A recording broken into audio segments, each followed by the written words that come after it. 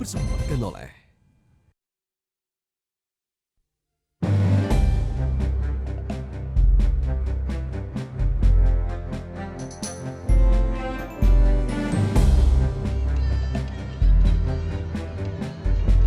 Halo pemirsa, selamat siang. Senang sekali saya Gemma Tanjung dapat menemani Anda di akhir pekan yang cerah ini. Di hari ini ada acara yang spesial karena sejak penetapan sosok Anies Baswedan sebagai calon presiden 2024 ternyata mendapatkan banyak respons positif dari masyarakat dan juga publik. Nah, di hari ini akan ada rangkaian acara spesial yaitu live event pidato Anies Baswedan sebagai calon presiden 2024 di mana nantinya Anies akan menyampaikan sejumlah gagasan dan juga ide untuk membangun Indonesia yang lebih kuat dan juga lebih tangguh langsung dari Tenis Indo Senayan Jakarta. Kita simak berikut live eventnya.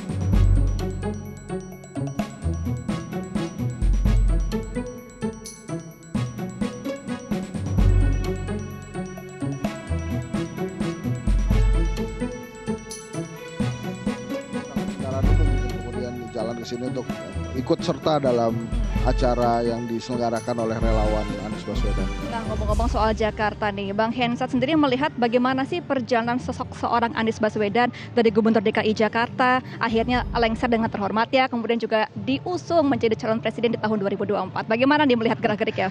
Justru cerita itu harus dimulai pada saat Anies Baswedan berjuang sebagai gubernur ya, menuju kursi gubernur itu punya cerita sendiri. Kenapa saya katakan demikian? Karena dia memulainya dari hasil survei yang peringkat ketiga. Hasilnya sama seperti yang sekarang, lembaga-lembaga survei menempatkan dia di peringkat ketiga. Tapi gara-gara dia berhasil memenangkan kontestasi Jakarta, walaupun dalam hasil survei sebelum pencoblosan itu peringkat ketiga, maka jadi rame nih kondisi sekarang. Karena peringkat ketiganya dia itu ternyata diwaspadai oleh peringkat pertama versi lembaga survei dan peringkat kedua capres versi lembaga survei. Jadi artinya kubu Pak Ganjar dan kubu Pak Prabowo sangat berhati-hati dengan keberadaan Anies Baswedan. Nah, pada saat terpilih kemudian melaksanakan berbagai kebijakan di Jakarta, saya mencatat ada dua hal yang penting ya. Yang pertama adalah dia melawan semua tudingan. Jadi Anies Baswedan melawan semua tudingan ini dengan kenyataan. Jadi artinya sebelumnya katanya Jakarta akan jadi Suriah, kemudian politik identitas dan lain-lain itu sama sekali tidak terbukti. Bahkan justru kebalikannya. Nah, memang masih ada suara-suara minor, misalnya wah Anies Baswedan selama jadi gubernur tidak pernah membangun masjid misalnya. Tapi itu sangat mudah dibantahkan. Kenapa? Karena dia membangun yang tidak ada. Yang membangun yang tidak ada itu misalnya JIS, Jakarta International Stadium, itu nggak ada, makanya dibangun. Kalau masjid kan di Jakarta banyak sekali ya, termasuk masjid terbesar di Asia Tenggara, Masjid Istiqlal.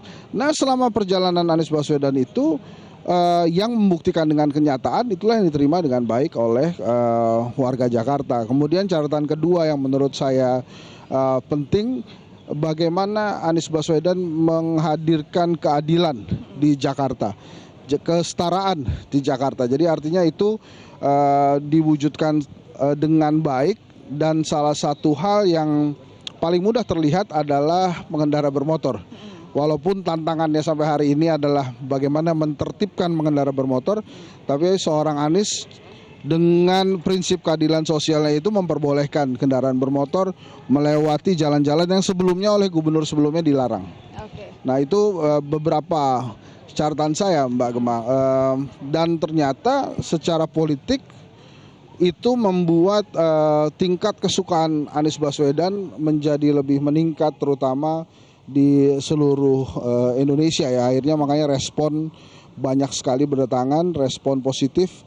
Bahkan Pak Heru, PLT Gubernur Jakarta, saya menduga justru menjadi salah satu tim suksesnya Anies Baswedan yang tidak terlihat, karena dengan slogan sukses Jakarta untuk Indonesia itu definitely bisa disematkan oleh untuk Anies Baswedan. Kenapa demikian? Karena Pak Heru kan masih baru sebagai PLT Gubernur, jadi suksesnya belum kelihatan. Jadi pada saat dia bicara tentang sukses Jakarta untuk Indonesia, yaitu tepat sekali disematkan untuk Anies Baswedan, kira-kira gitu. Nah, kalau tadi Anda katakan memang banyak sekali ide dan juga inovasi yang diciptakan oleh Anies Baswedan di Jakarta ya. Nah, kira-kira Jakarta ini kan ibu kota, mungkin nggak sebesar Indonesia begitu ya. Nah, misalnya nantinya menjadi Capres 2024, kira-kira ide-ide ini akan dipertahankan nggak untuk Indonesia?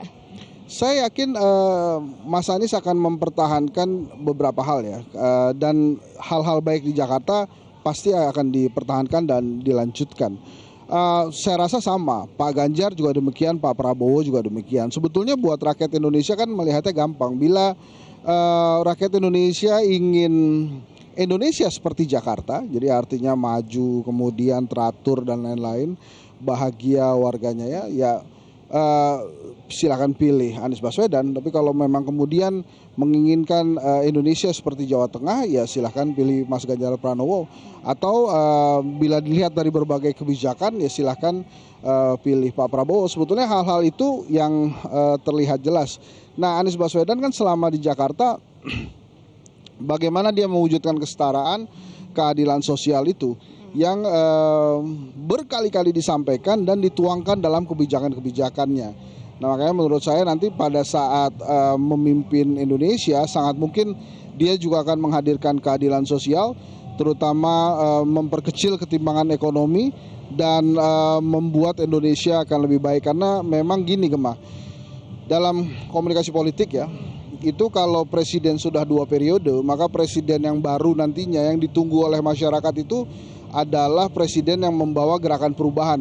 Nggak hanya di Indonesia, di Amerika Serikat, di negara-negara lain pun begitu. Bahkan Pak Jokowi pada saat berkampanye tahun 2014 lalu pun itu membawa slogan perubahan. Jadi artinya dia membedakan dirinya dengan Susilo Bambang Yudhoyono, dan sangat wajar kalau kemudian Anies Baswedan juga membawa slogan perubahan itu.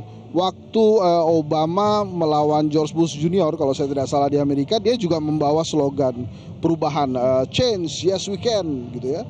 Waktu Donald Trump ingin merebut kursi presiden dari Demokrat, dia pun membawa pesan perubahan itu. Jadi artinya perubahan-perubahan ke arah yang lebih baik memang secara sadar maupun secara alam bawah sadar itu ditunggu memang oleh rakyat Indonesia. Dan nampaknya Anies Baswedan dengan berbagai pengalaman dia, kebijakan dia selama memimpin Jakarta itu akan bisa diulangi nanti pada saat memimpin Indonesia kalau rakyat Indonesia menghendaki nantinya. Nah, kira-kira perubahan besar yang akan dibawa oleh Anies Baswedan nih apa Bang Hensat? Karena kan kalau sebelumnya Pak Jokowi ini dikenal sebagai bapak infrastruktur nih. Ya. Nah, kalau Anies kira-kira akan membawa apa nih perubahannya?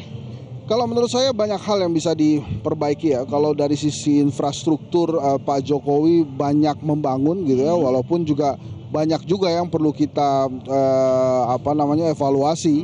Kereta cepat Jakarta Bandung misalnya yang kemudian membengkak biayanya, bahkan saya dengar meminta jaminan APBN gitu ya. Belum lagi pembangunan IKN yang memang cukup tersendat karena investornya belum ada.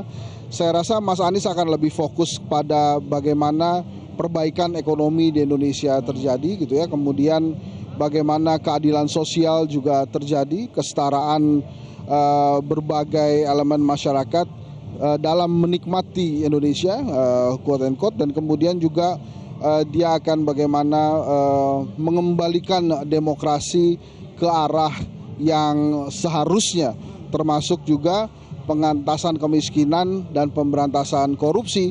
Memang begini, pada saat era Pak SBY itu demokrasi, anti korupsi itu menjadi perhatian penting gitu. Tapi pada saat Pak Jokowi ini infrastruktur didahulukan rather than demokrasi dan anti korupsi. Makanya nanti kemudian saya yakin dua hal itu, demokrasi, anti korupsi, termasuk keadilan sosial dan kesetaraan tadi, itu akan menjadi perhatian Anies Baswedan. Dan satu lagi yang sering sekali digaungkan adalah bagaimana dia ingin mengembalikan keguyuban kita sebagai warga negara. Nah, Indonesia ini kan Bhinneka Tunggal Ika ini keniscayaan, tapi kekuatan Indonesia ini adanya di Tunggal Ika.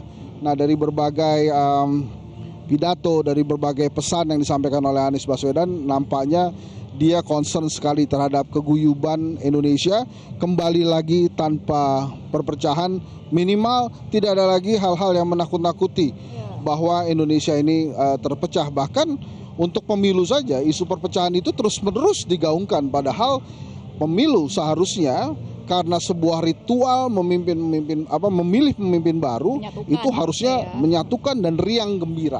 Gitu kira-kira Mbak. Nah, kalau ngomongin guyup Indonesia, mungkin sosok Anies Baswedan ini masih dikenal di Jakarta aja nih untuk rakyatnya. Kira-kira di daerah lain sudah banyak belum sih masyarakat yang mengenal sosok Anies Baswedan? Dan mungkin ada beberapa daerah atau daerah mana yang perlu menjadi konsentrasi Pak Anies untuk lebih mendalami mengenal masyarakatnya? Saya rasa itu akan menjadi concern seorang Anies Baswedan, mengenal Indonesia secara keseluruhan. Makanya salah satu kelebihan atau keuntungan dari seorang Anies Baswedan dibandingkan calon presiden yang lain adalah dia selesai lebih dulu. Sehingga pada saat dia selesai lebih dulu, dia bisa memanfaatkan panggungnya dia sebagai rakyat. Nah, ini masukan juga nih buat pemirsa Metro dimanapun Anda berada. Anies Baswedan ini satu-satunya calon presiden saat ini yang rakyat. Yang lain tuh pejabat. Ada jabatan ya? Masih ada jabatannya. Mas Ganjar Gubernur Jawa Tengah, Pak Prabowo kalau jadi adalah Menteri Pertahanan, Pak Erlangga kalau jadi pun ada Menko Perekonomian. Jadi memang satu-satunya rakyat Anies Baswedan, makanya dia mudah tuh keliling-keliling, tidak takut meninggalkan rakyatnya. Misalnya kalau Mas Ganjar kan ya kalau dia mau jalan dia harus minta izin dulu ke rakyatnya, ini sebentar ya saya mau sosialisasi gitu. Kalau Anies Baswedan bisa berjalan secara bebas mensosialisasikan dirinya. Apalagi acara-acara seperti ini yang diliput oleh Metro TV pasti akan membantu sekali untuk mengenal Anies Baswedan. Oke, nah kira-kira seberapa potensial nih nama Anies Baswedan mungkin secara elektabilitas ini bisa naik di tahun depan? Ya, kalau kita lihat berbagai hasil survei termasuk lembaga survei Kedai Kopi, Anies Baswedan memang bisa dianggap sebagai calon presiden yang paling konsisten. Selalu berada di peringkat ketiga. Nah, yang menarik seperti yang saya tadi katakan, harusnya kalau dia konsisten di peringkat ketiga, ini tidak akan mengganggu calon presiden yang di peringkat pertama maupun yang peringkat kedua, dan juga tidak mengganggu penguasa. Tapi karena Anies Baswedan ini pernah didukung oleh suara rakyat Jakarta yang tidak terdeteksi atau silence majority, dan kemudian dia memenangkan kontestasi Pilkada Jakarta dari peringkat ketiga menjadi peringkat pertama, makanya sangat berhati-hati nih, baik itu penguasa peringkat 1 dan peringkat 2 gitu. Makanya kalau tadi pertanyaannya adalah seberapa besar kemenangan Anies Baswedan, kalau kemudian kita bicara Jakarta yang menang 57%, so artinya kalau Jakarta adalah miniatur dari Indonesia, harusnya Anies Baswedan juga bisa memenangkan itu dengan angka 57%. Nah, bagaimana dengan angka yang sekarang? Banyak sekali lembaga survei mengeluarkan swing voters. Jadi artinya ada pertanyaan, apakah Anda masih bisa berubah dengan pilihan calon presiden Anda saat ini? Nah, Anies Baswedan memiliki swing voters yang paling kecil. Nah, kalau Pak Ganjar, kalau kita lihat buka surveinya Litbang Kompas misalnya, swing votersnya kalau saya tidak salah antara 13-18%. Jadi misalnya Mas Ganjar saat ini berada di kisaran 30% gitu ya, itu nanti tinggal dikurangi aja 11% misalnya, atau dikurangi 11 atau 18%. Itulah aslinya elektabilitasnya saat ini. Jadi kalau kita kurangi swing voters, maka antara Ganjar, Prabowo dan Anies Baswedan itu tidak jauh beda, karena tadi yang saya sudah sampaikan Anies Baswedan swing votersnya kecil sekali gitu. Jadi masih bisa digoyahkan begitu ya selama ini ya? Masih bisa digoyahkan, dan kontestasinya juga akan menarik asal itu tadi. Yang pertama, kontestasi harus berjalan secara demokratis. Demokratis artinya rakyat Indonesia yang menentukan, bukan yang menghitung suara yang menentukan. Kalau jadi yang menentukan menghitung suara rakyatnya akan termanipulasi dan pasti rakyat marah. Dengan demokrasi itu, maka pemimpin yang memang diidam-idamkan masyarakat akan terpenuhi gitu ya. Nah, kalau sejauh ini kan memang Anies Baswedan ini sudah dideklarasikan oleh 3 partai ya. Pertama Partai Nasdem, kemudian PKS dan juga Demokrat begitu ya. Nah, untuk acara hari ini kan relawan Amanat Indonesia atau relawan Anies. Nah, akan berpengaruh nggak sih suara relawan ini mendeklarasikan Anies kepada masyarakat publik lainnya? Akan sangat berpengaruh. Bahkan saya mengenal beberapa pentolan relawan ini kan juga masih kader Partai Amanat Nasional gitu ya, atau minimal pernah jadi kader Partai Amanat Nasional. Jadi apa yang dilakukan relawan Amanat Indonesia atau Amanah Indonesia hari ini seperti menggambarkan atau mengajak akar rumput partai politik lainnya untuk juga bisa menyuarakan kehendaknya bila tidak sesuai dengan elit partai. Ini saya cerita sedikit agak jadi partai politik itu kan berdiri atas dasar ideologis. Karena atas dasar ideologi itu makanya tawaran-tawaran tentang kesejahteraan buat masyarakat itu akhirnya diambil atau dipilih oleh rakyat sebagai kadernya atau simpatisannya, dan itu bisa kuat ke akar rumput. Misalnya apa yang terjadi dengan PDI Perjuangan, kemudian dengan Partai Keadilan Sejahtera itu sangat kuat di akar rumput gitu. Kemudian mereka akan bersama-sama dari arah bawah kemudian menyuarakan ke atas. Apa yang terjadi dari Nasdem misalnya, mengambil atau mendengarkan suara dari berbagai wilayah tentang 3 calon presiden yang diusulkan. Waktu itu ada Anies Baswedan, Ganjar Pranowo, dan Andika Perkasa. Di ujung akhirnya arus bawah Nasdem itu menginginkan Anies Baswedan, sehingga Anies Baswedan lah yang dideklarasikan sebagai calon presiden. Demikian pula dengan Demokrat dan PKS. Nah, hal-hal seperti ini nampaknya juga ingin ditiru oleh kader-kader partai politik lain yang kemungkinan tidak sama suaranya dengan elit partai gitu. Ada beberapa elit partai politik yang lebih memilih berdekatan dengan kekuasaan kemudian menyampingkan suara arus bawah. Nah, apa yang dilakukan oleh teman-teman dari relawan Amanah ini, walaupun saya belum masuk juga dan nggak tahu juga kondisi di dalam seperti apa, nampaknya akan bisa menjadi motivasi relawan-relawan lain untuk meniru hal yang sama. Misalnya ada P3 yang sudah merapat ke PDI Perjuangan, itu juga sangat mungkin dia menyuarakan ketidaksamaannya, aspirasinya dengan elitnya, dan sehingga bisa melakukan deklarasi-deklarasi yang sama mendukung calon presiden lainnya juga gitu. Oke. Nah, gerakan akar rumput dari parpol lainnya begitu ya, bisa nggak sih menggoyahkan suara dari elit parpol di atasnya ketika belum menentukan suara kira-kira akan mendukung siapa ya untuk capres nantinya begitu? Ya, itu sangat bisa karena kan pendaftaran itu akan dimulai 19 Oktober, kalau nggak salah ditutupnya 25 November. Jadi within that range, bahkan per hari ini pun bisa berubah-berubah itu pilihan dari partai politik sampai kemudian atas pendaftaran KPU gitu ya. Berbeda misalnya dengan Koalisi Perubahan untuk Persatuan yang memang sudah menandatangani piagam kesepakatan gitu ya, bahwa 3 partai ini pasti Anies Baswedan gitu. Atau misalnya dengan PDI Perjuangan yang bisa sendiri berjalan mengusulkan Ganjar Pranowo. Tapi partai-partai politik lainnya menurut saya akan lebih tough atau akan lebih struggling untuk membina akar rumputnya, akan memilih siapa. Kenapa demikian? Karena memang banyak sekali tantangan yang terjadi hari ini. Bagaimana rakyat ingin berubah menjadi lebih baik lagi dari sekarang. Kondisi keuangan keluarga, kemudian pendidikan, ada beberapa tantangan di kesehatan, kemudian juga bagaimana kita harus menanggung hutang yang yang diputuskan oleh pemerintah saat ini. Nah, berbagai hal itu pasti ditunggu oleh rakyat, bagaimana kita atau para calon presiden ini banyak harus bisa mengubah bagaimana mereka bisa hidup menjadi yang lebih baik. Menurut hasil survei Lembaga Survei Kedai Kopi, kelompok diskusi dan kajian opini publik Indonesia, itu ada 63% rakyat yang saat ini menginginkan perubahan. Artinya 63% itu jauh lebih tinggi dibandingkan angka kemenangan 57% Anies Baswedan di Jakarta. Jadi artinya memang bila ada rakyat Indonesia yang menginginkan perubahan, seperti yang tadi saya katakan, itu hal yang wajar. Setelah 2 periode biasanya banyak yang menginginkan perubahan gitu ya. Maka sudah ada pilihan-pilihan yang bisa dipilih nantinya Mbak Gemma. Oke, nah Mas Henry ini kan sudah ada 3 capres ya yang Ya. sudah pasti, yang sudah nyaris pasti lah ya, Anies Baswedan, Ganjar Pranowo Baru dan juga Anies Prabowo dan Ganjar Subianto. yang hampir pasti ya. Karena tinggal Pak Prabowo nunggu masih pendaftaran. menimbang-nimbang Prabowo masih lihat-lihat ya. Bahkan saat ini Pak Prabowo menurut saya di pangku mati. Jadi artinya dia sangat tergantung sekali dengan Caimin PKB ya. Oke. Yang saya aneh itu Prabowo justru sibuk mencari dukungan yang lain daripada langsung quote and quote ya, meminang dan menikahi PKB sehingga mereka bisa jadi satu pasang gitu.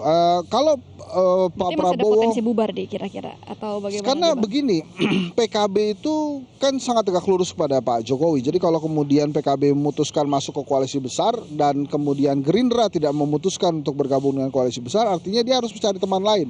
Oke. Makanya kalau kita lihat Pak Prabowo nampak sekali sibuk kesana kemari kan, ketemu dengan Golkar, ketemu dengan ini, ketemu dengan itu.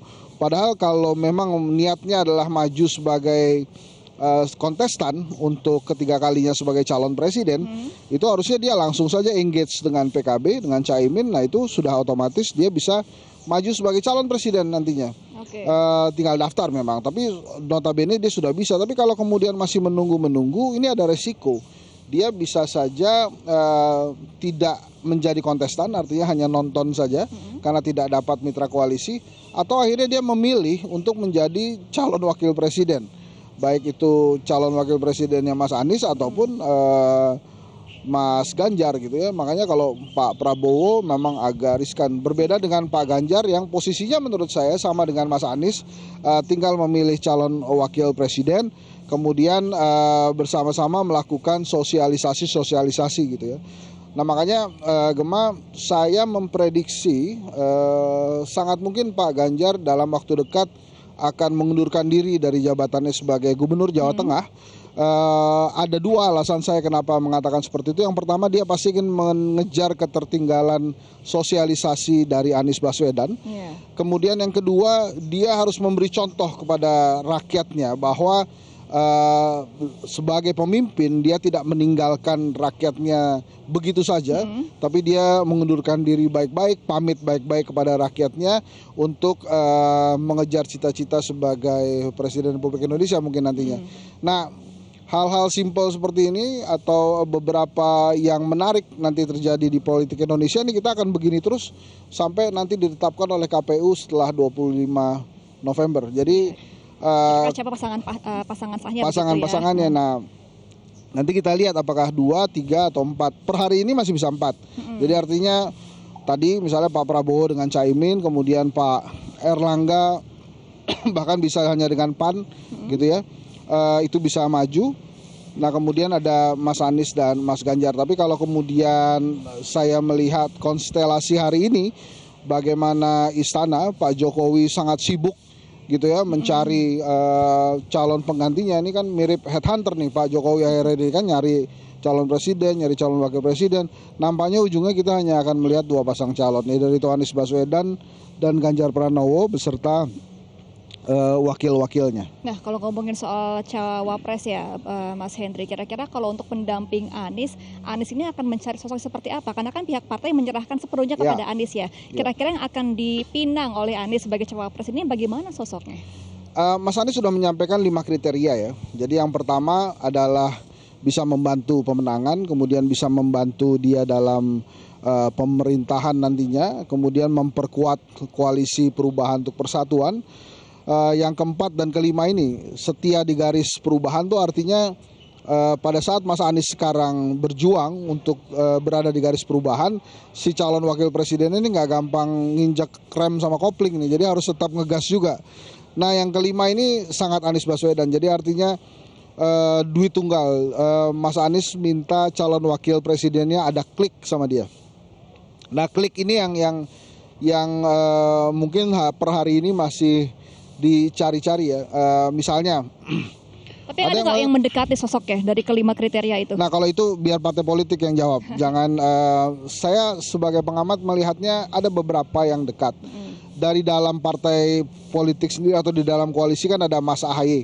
Kemudian PKS menyodorkan Aher, bahkan Sandi Uno pun katanya mulai mendekati PKS untuk berusaha mendapatkan suaranya dari PKS gitu ya. Oke. Nah itu ada beberapa, tapi ada beberapa juga yang dari luar koalisi, dari kepala daerah, misalnya ada sosok Ridwan Kamil dan Khofifah Indar Parawangsa. Khofifah ini menarik, jadi pada saat namanya dia dicalonkan sebagai wakil Anies dan makin besar, justru dia nginjek rem dan kopling tuh. Setelah mendapat gangguan, bukan mendapat gangguan sedikit ya, ada cubitan hukum lah yang melanda anak buahnya, sehingga kita melihat dia ngerem untuk membicarakan sebagai calon wakil presidennya Mas Anies Baswedan. Tapi di lain sisi juga ada beberapa menteri Jokowi yang notabene koleha Mas Anies juga diunggulkan oleh para pendukung Anies Baswedan seperti Mahfud MD, Susi Pujiastuti, bahkan Ibu Retno Marsudi. Jadi beberapa hal sudah disebutkan namanya, tapi ya nanti kita lihat saja apakah Mas Anies akan pilih salah satu di antaranya atau dia akan pilih nama lain, karena dengan kriteria 5 tadi yang disampaikan oleh Mas Anies dan ada di dalam piagam perubahan itu, menurut saya cukup banyak orang yang bisa masuk dalam kriteria jadi gitu ya. Bahkan Lembaga Survei Kedai Kopi akhir 2019 itu mengadakan survei, menemukan ada 430-an nama sebagai nama-nama yang menurut rakyat Indonesia layak sebagai pemimpin. Itu ada yang ulama, bahkan nama-nama tenar pesepak bola seperti Bambang Pamungkas atau Raffi Ahmad pun disebut oleh rakyat Indonesia. Jadi banyak sekali pemimpin-pemimpin yang bisa nantinya kita pilih atau Anies Baswedan pilih sebagai calon wakil presidennya. Besar nggak sih Mas Henry kans untuk pemilihan cawapres ini untuk membantu pemenangan dari Pak Anies Baswedan sendiri? Ya, kalau dihitung memang faktor capresnya itu kalau menurut beberapa jurnal, termasuk jurnal yang saya tulis tentang bagaimana pengaruh wakil presiden terhadap elektabilitas, memang presiden ini masih memegang peranan utama atau menjadi pertimbangan utama bagi para pemilik suara untuk memilih. Nah, kemudian yang kedua baru kemudian faktor wakil presiden, yang selanjutnya baru faktor partai politik pengusung atau koalisi. Nah, kalau dari sejarahnya selama pemilu langsung dilakukan, itu wakil presiden biasanya minimal harus memiliki 3 kekuatan penting. Yang pertama adalah kekuatan elektoral, jadi dia punya basis massa. Kemudian yang kedua, dia mewakili bagian penting dari Indonesia. Yang ketiga, dia punya kekuatan isi tas. Jadi artinya memang secara logistik bisa membantu logistik si calon presiden.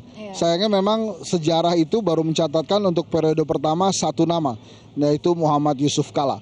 Jadi kalau kita mengacu ke profilnya Pak Yusuf Kalla yang bisa memiliki kekuatan elektoral, bahkan kemudian mewakili Indonesia Timur, maka dari sana ya tidak cukup banyak yang bisa seperti Pak Yusuf Kalla. Tapi lagi-lagi menurut saya nama-nama yang ada sekarang, baik itu di dalam koalisi perubahan seperti Mas AHY atau Pak Aher atau siapapun nanti yang didorong, maupun dari luar koalisi perubahan, maupun itu kepala daerah atau menteri-menterinya Pak Jokowi, saya rasa semuanya pilihan yang bagus dan baik. Sama seperti kita memiliki calon presiden saat ini, itulah anak-anak terbaik bangsa. Saya mengutip Pak Prabowo bagaimana bukan hanya dirinya yang putra terbaik bangsa, tapi Ganjar dan Anies pun putra terbaik bangsa. Oleh karena itu pemilu harus riang gembira karena kita harus jadi guyup sebagai satu Indonesia. Nah, kalau satu nama tadi yang disebut adalah Khofifah Indar Parawangsa. Mungkin kalau secara chemistry laki-laki perempuan itu kan akan lebih dilihatnya mungkin lebih cocok gitu ya sama publik, dan juga bisa menarik suara perempuan karena kan perempuan berpolitik juga jarang ya, untuk saat ini masih jarang begitu ya. Nah, kira-kira ini bisa menjadi pertimbangan nggak untuk menggait suara perempuan dari Anies Baswedan untuk memilih cawapres yang perempuan juga gitu? Bukan hanya itu, Anies Baswedan bila memilih Khofifah juga ada faktor Nahdlatul Ulama di sana karena sebagai ketua Fatayat ya, itu akan banyak masanya. Dan satu lagi juga Ibu Khofifah ini dekat sekali dengan Indonesia Timur gitu, karena terutama darah Makassar yang juga kental di dalam keluarganya ya. Pak Indar Parawansa kan dari Bugis. Ya. Jadi memang banyak kelebihannya, tapi lagi-lagi semuanya ditentukan oleh Anies Baswedan. Oke. Terus siapa lagi nih Bang Hendri, kira-kira nama-nama yang menarik untuk digait oleh Anies? Yang ada kan beberapa namanya yang akhir-akhir ini disebutkan kan, ada Khofifah, kemudian ada Mas AHY gitu ya, termasuk beberapa ketua partai politik seperti Erlangga Hartarto atau misalnya Prabowo Subianto, atau beberapa nama yang ada di pemerintahannya Pak Jokowi tadi, misalnya Mahfud MD, kemudian Susi Pujiastuti ataupun Bu Retno Marsudi. Kira-kira akan lebih bijak memilih dari parpol juga atau mungkin dari yang lain nih Bang Hendri? Kalau dari kriteria yang disampaikan oleh Anies Baswedan itu tidak menilai harus dari parpol atau luar parpol. Jadi yang penting kualitasnya begitu ya. Justru saya paling menarik itu yang tidak bisa diganggu gugat adalah kriteria kelima itu, Gemma. Harus duit tunggal. Dia memilih calon presiden yang klik. Nah kalau sudah cari yang klik, ini mau nggak mau ya harus Anies Baswedan yang milih. Ya, karena 5 tahun dia bekerja ke depan. Ya, kalau bukan hanya 5 tahun, bisa jadi kalau kliknya bagus bisa 10 tahun gitu ya. Nah, masih ada nggak daerah yang kira-kira masih harus dijamah lagi oleh Pak Anies Baswedan? Saya rasa kalau banyak sekali para surveyor mengatakan bahwa sebetulnya beberapa daerah penting ini adalah daerah yang memiliki mayoritas suara besar. Jawa Barat, Jawa Timur, Jawa Tengah gitu ya. Anies Baswedan kuat kalau dari hasil survei Kedai Kopi kuat di Jakarta, di Jawa Barat, kemudian Banten, daerah Sumatera Barat, Aceh, ada beberapa sebagian Kalimantan, kuat juga di Sulawesi Selatan, dan beberapa daerah Indonesia Timur gitu ya. Kalau tadi pertanyaannya mana yang harus diperkuat, menurut saya Jawa Tengah dan Jawa Timur harus menjadi perhatian Anies Baswedan gitu, karena di sana Jawa Tengah tentu saja kandangnya merah, PDI Perjuangan sangat kuat di sana, sementara di timur ini lebih menyebar kekuatannya, ada PKB, ada kemudian PDI Perjuangan dan ada juga Demokrat. Nah makanya menjadi seksi pilihan untuk mendapatkan suara dari saudara-saudara kita yang berada di Jawa Timur. Tentu saja hitung-hitungannya pada saat terjadi pemilu tidak semudah itu, Gemma. Karena one vote, one man one vote, setiap satu suara penting, maka seluruh Indonesia akan dihitung. Nah ini penting nih, saya sampaikan juga pesan buat rakyat Indonesia, saudara-saudara sekalian, golput itu boleh nggak? Ya golput itu memang hak, tapi saran saya walaupun Anda menginginkan untuk tidak memilih, tetap datang ke TPS, kertas suaranya itu digunakan. Jangan dikosongkan. Jangan dikosongkan, karena kalau tidak digunakan itu bisa memicu kecurangan. Maka harus digunakan, dimanfaatkan. Mau dicoblos semuanya juga nggak apa-apa, tapi dipakai kertas suaranya. Nah, ini kan masih agak di akhir tahun ya pendaftaran untuk capres dan juga cawapres. Kira-kira pembentukan poros ini tapi kita akan lanjutkan dulu Bang Hendri, karena saat lagi acara sudah mau dimulai dan Pak Anies Baswedan sudah sampai di lokasi. Kita akan langsung melihat bagaimana jalannya live event hari ini. Oke. Ada Mas AHY ya. Ada beberapa petinggi parpol juga tuh, saya lihat ada Mas Sugeng Suparwoto, kemudian ada Pak Sohibul Iman, Presiden PKS yang lalu, saat ini menjabat sebagai majelis tinggi ya, salah satu majelis syuronya PKS. Kemudian ada sekjen Partai Demokrat, ada sekjen PKS Habib. Tidak sendiri ya, berarti Pak Anies hari ini ya, ada banyak yang mendampingi. Ada beberapa juga tim kecil Anies Baswedan yang hadir. Tadi saya lihat ada Mas Dadang, kemudian ada Pak Sugeng Suparwoto ya, yang memang mendampingi Anies Baswedan sering tuh, dan kita lihat antusiasnya memang luar biasa. Dan kalau sudah demikian ini kedewasaan berpolitik menjadi penting. Jadi artinya sama-sama menjaga agar tidak ada yang terluka lah, kurang lebih begitu. Nah kalau kita melihat dari relawan hari ini ya, ada nggak sih Mas Hendri kira-kira nanti Pak Anies akan menyampaikan pidato apa di sana? Ini saya bukan senayang ya, tapi kalau saya melihat dari apa yang sering sekali dia sampaikan, bahwa isu demokrasi kemudian isu keadilan sosial, isu kesetaraan di ekonomi gitu ya, termasuk bagaimana keguyuban persatuan rakyat Indonesia ini harus diunggulkan. Kelihatannya hal-hal seperti itu yang akan disampaikan. Tapi kalau kita menilai atau melihat bagaimana kondisi Indonesia saat ini, nampaknya kondisi ekonomi akan menjadi perhatian bagi Mas Anies hari ini untuk menyampaikan pidato yang secara kebetulan di hari ulang tahunnya nih, ke-54. Oke Bang Henry, kita akan lanjutkan dialog kita, tapi kita akan melihat dulu karena Pak Anies Baswedan sudah ada di atas panggung. Kita akan saksikan pemirsa, berikut adalah live event pidato Anies Baswedan sebagai Capres 2024.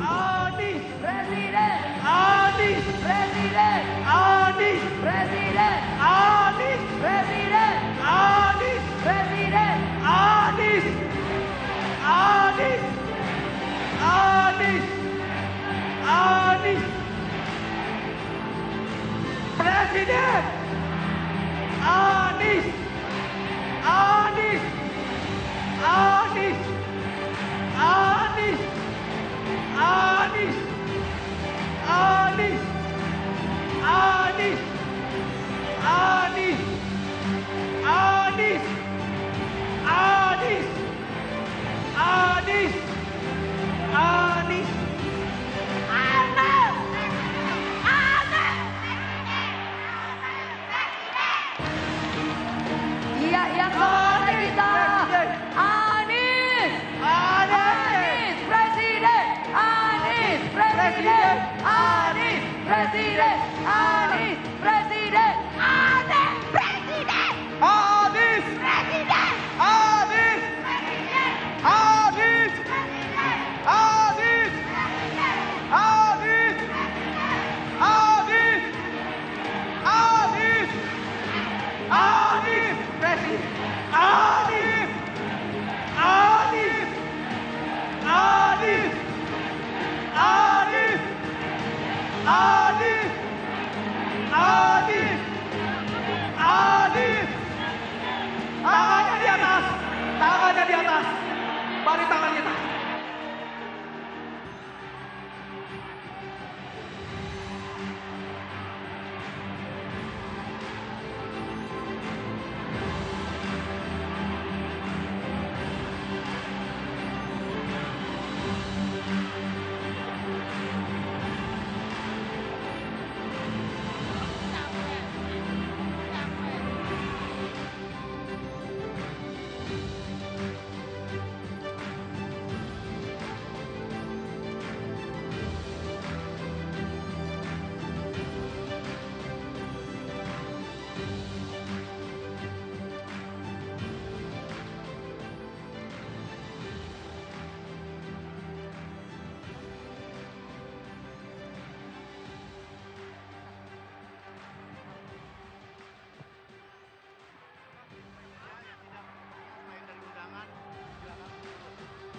Kami persilahkan kepada seluruh tamu VIP dan VVIP, yang terhormat Bapak Anies Rashid Baswedan untuk dapat menempati tempat duduk yang telah tersedia. Kemudian untuk Bapak Ibu yang tidak berkepentingan, kami mohon untuk dapat turun dari panggung. Kami persilahkan karena acara akan segera kita mulai. Sekali lagi kami persilahkan Bapak dan Ibu yang tidak berkegiatan di atas panggung, kami persilakan untuk turun. Acara akan segera kita mulai. Terima kasih.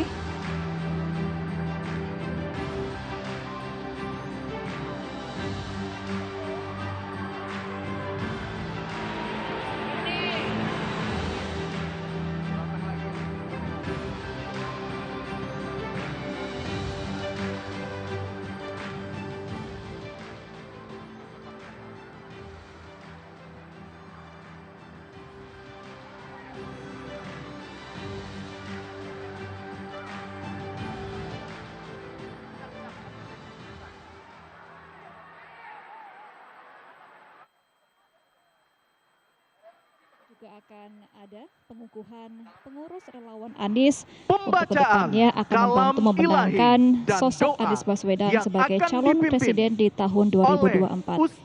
Kalau Anda lihat di layar kaca, Anies Baswedan tidak sendiri, ia juga ditemani oleh Ketua Umum Partai Demokrat, ada Agus Harimurti Yudhoyono dan juga ada dari Partai Politik PKS dan sejumlah pengurus partai lainnya yang juga turut mendampingi Anies Baswedan untuk menghadiri acara deklarasi pada hari ini.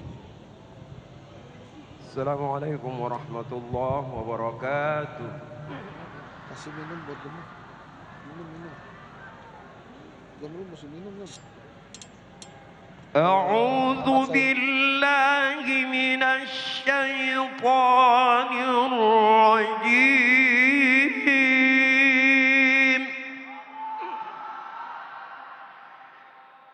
Bismillahirrahmanirrahim. Wa'tasimu bihablillahi jami'an wa la tafarraqu.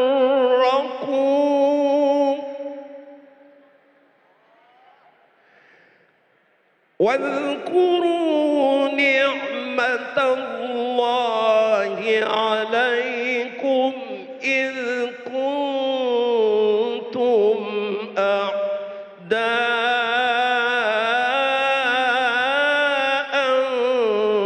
فألف بين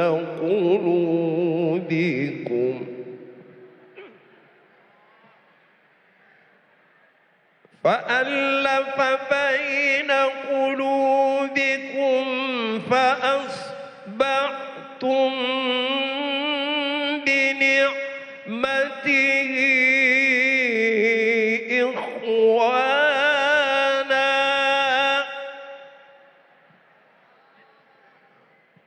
وكنتم على شفا حفرة من النار فأنقذكم منها كذلك يبين الله لكم آياته لعلكم تهتدون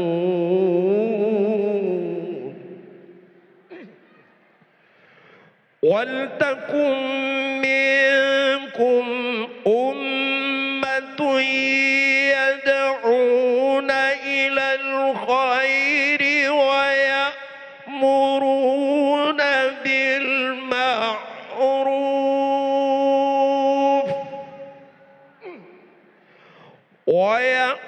ويأمرون بالمعروف وينهون عن المنكر وأولئك هم المفلحون. بسم الله الرحمن الرحيم.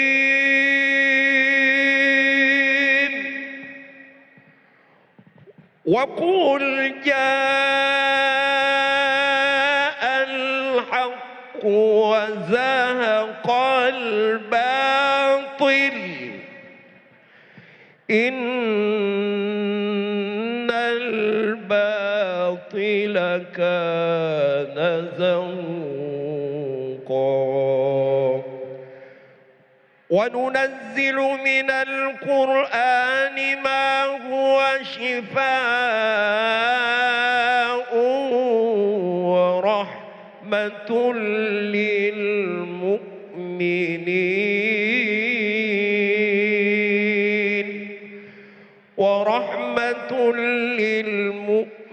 للمؤمنين ولا يزيد الظالمين إلا خسارا.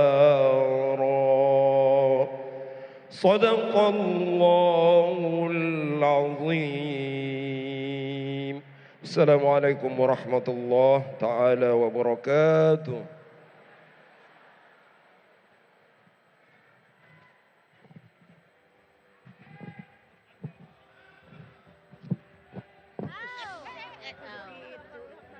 Hadirin yang kami hormati, kami mohon untuk dapat berdiri. Kita akan sama-sama menyanyikan lagu Indonesia Raya. Menyanyikan lagu Indonesia Raya.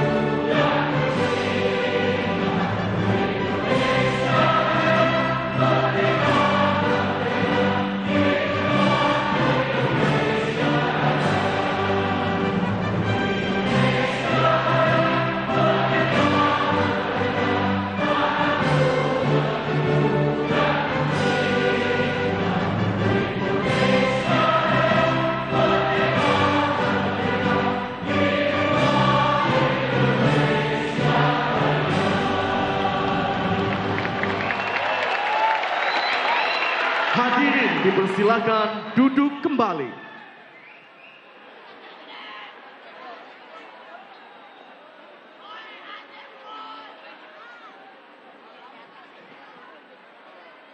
Deklarasi Amanat Indonesia.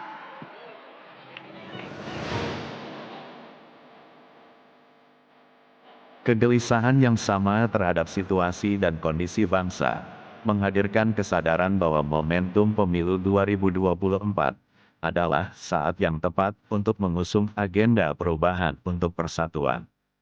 Maka, pada tanggal 17 November tahun 2022, disepakati untuk membentuk kelompok relawan yang diberi nama Amanat Indonesia, disingkat ANIS. Pada tanggal 23 November tahun 2022 digelar pertemuan dengan Anies Baswedan.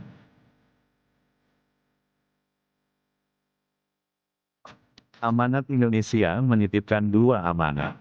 Pertama, amanat cita-cita kemerdekaan Indonesia 1945. Kedua, amanat reformasi 1998.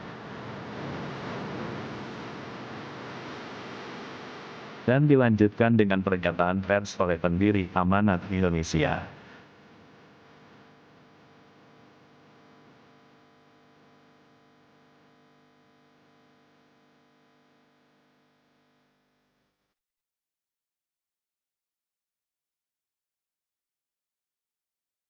Kini, Amanat Indonesia telah hadir di wilayah-wilayah di Indonesia.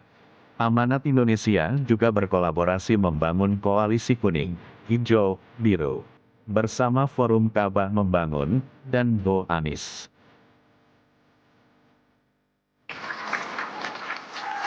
Ucapan Bismillahirrahmanirrahim, kami luncurkan program obrolan Kampung Amanat Indonesia, Opung Anies.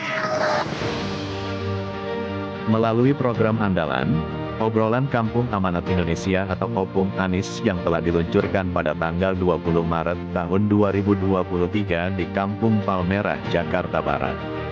Kini Opung Anies telah masuk ke pelosok-pelosok kampung.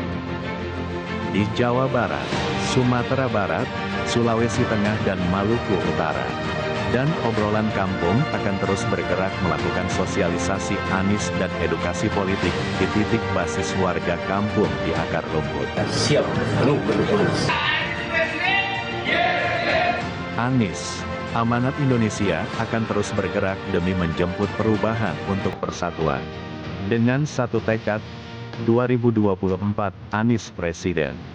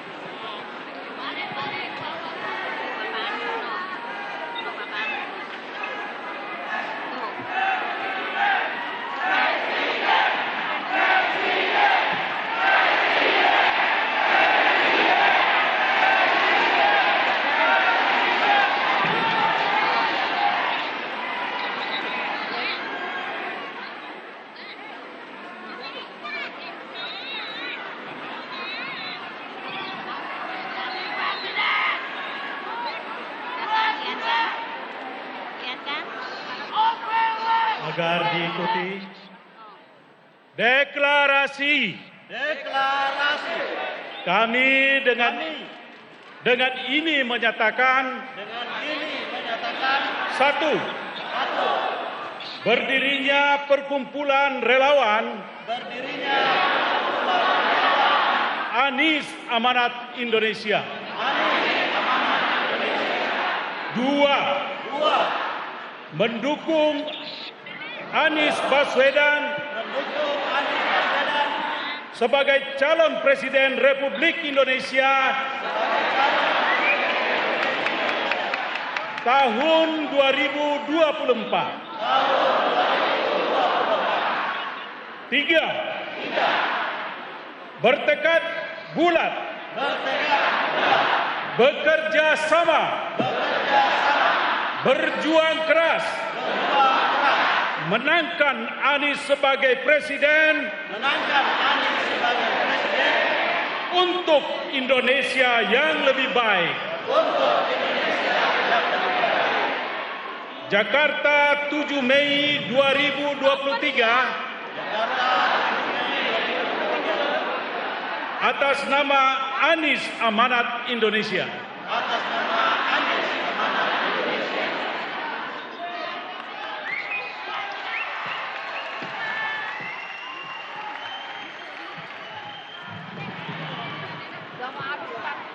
Pengukuhan pengurus amanat Indonesia.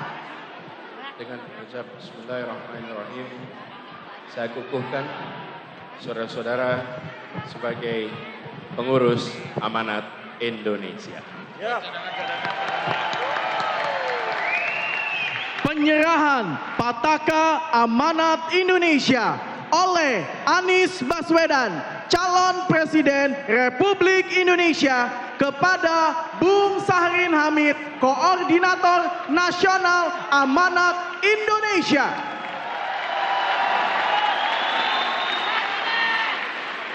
Bersama ini saya serahkan pataka untuk dikibarkan di seluruh penjuru tanah air. Siap dikibarkan di seluruh penjuru tanah air.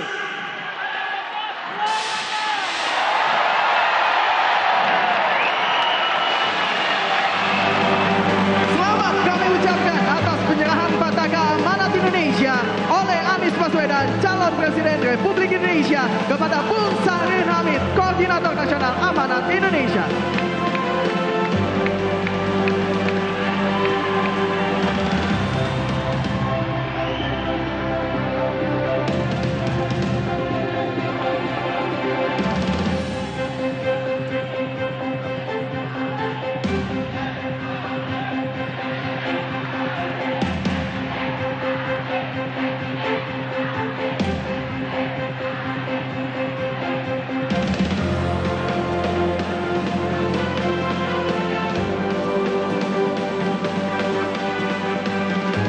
Bapak Anies Rashid Baswedan dan pendiri serta pengurus amanat Indonesia, kami persilahkan kembali ke tempat duduk.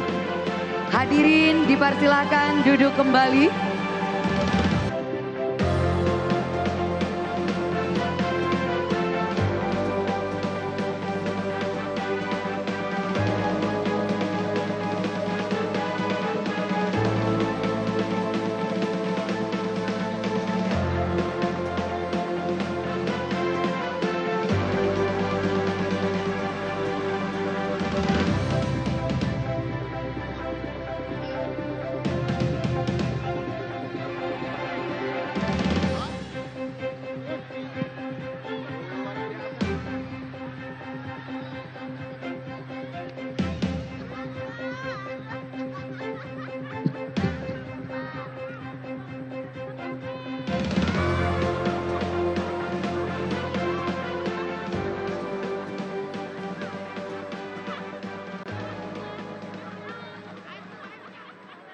Laporan Koordinator Nasional Amanat Indonesia oleh Bung Sahrin Hamid.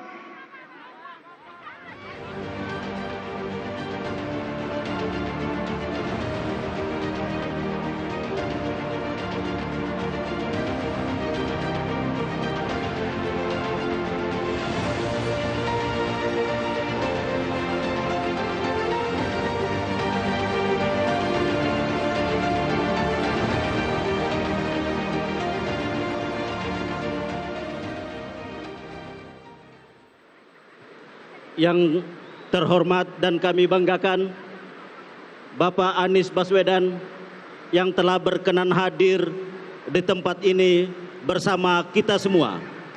Insya Allah 2024, yang terhormat Ketua Umum Partai Bung AHY, Ketua Umum Partai Demokrat,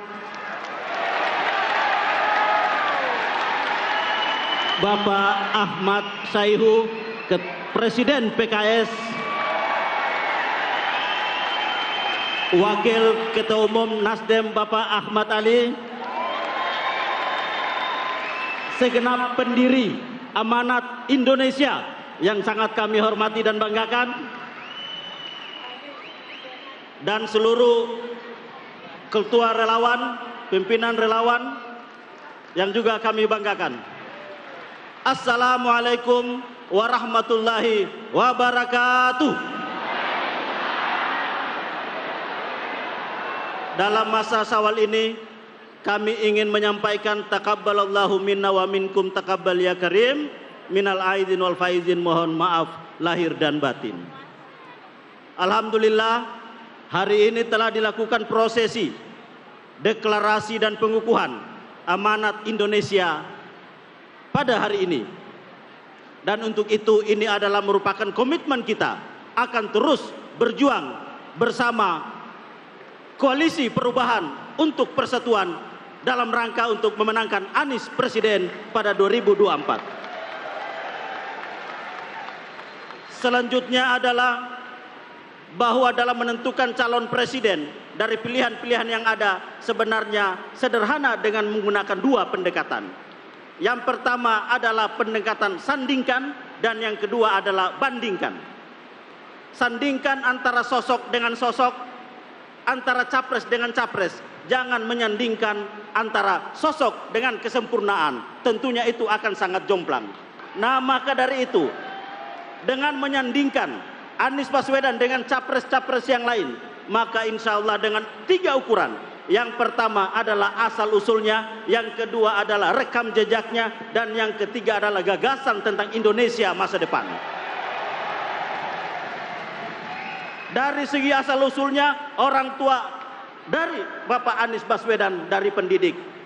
Kakeknya adalah pahlawan nasional yang merupakan bagian dari anggota Dokuritsu Zonbi Tsugakai, BPUPKI yang ikut mendirikan republik ini. Itu dari satu aspek. Yang kedua, dari rekam jejak, sudah sangat banyak bukti yang dihadirkan di Jakarta bahwa rekam jejak Anies Baswedan adalah rekam jejak prestasi dan keberpihakan kepada rakyat. Dan yang ketiga adalah gagasan tentang Indonesia masa depan. Inilah yang nanti akan kita dengarkan pidato Anies Baswedan tentang gagasan Indonesia masa depan, yaitu luruskan jalan, hadirkan keadilan. Maka dengan kerja keras kita, tugas kita hanya 2. Yang pertama adalah bergerak. Kita harus bergerak dari kita, mulai dari yang terdekat dan di sekitar kita.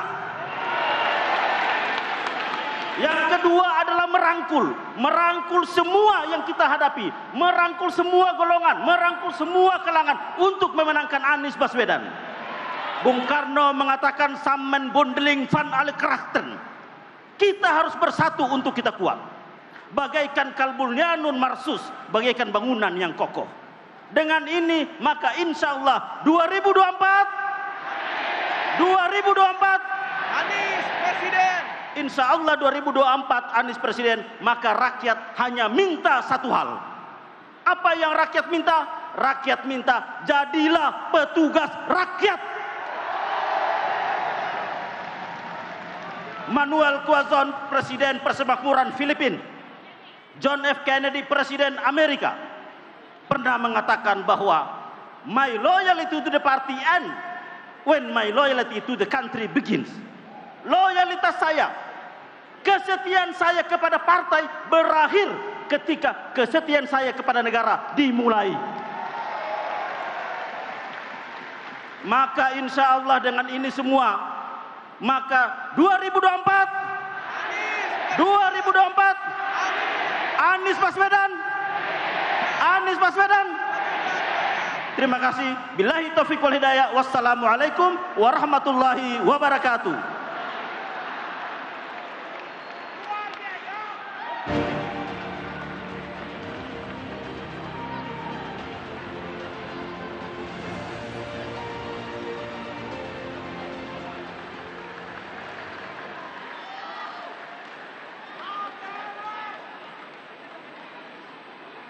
pidato Bapak Anies Rashid Baswedan meluruskan jalan, menghadirkan keadilan.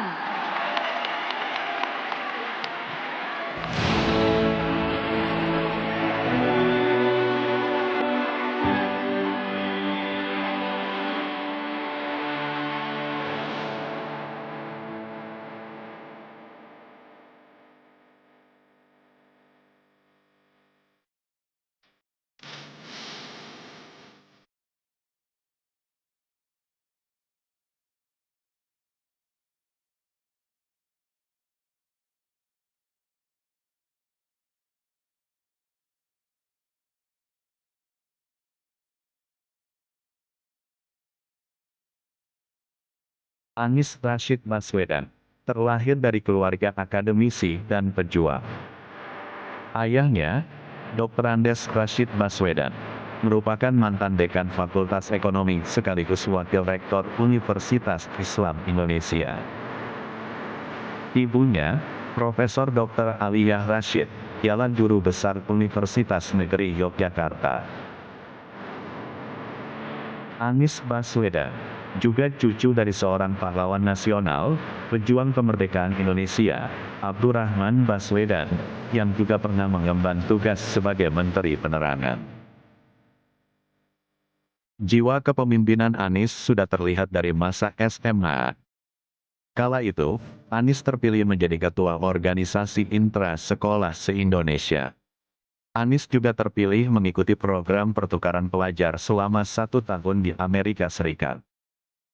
Terinspirasi dari jejak sang ayah, Anies Rashid Baswedan melanjutkan pendidikan S1 di Fakultas Ekonomi, Universitas Gadjah Mada, Yogyakarta, dan mendapat kesempatan beasiswa musim panas di Jepang.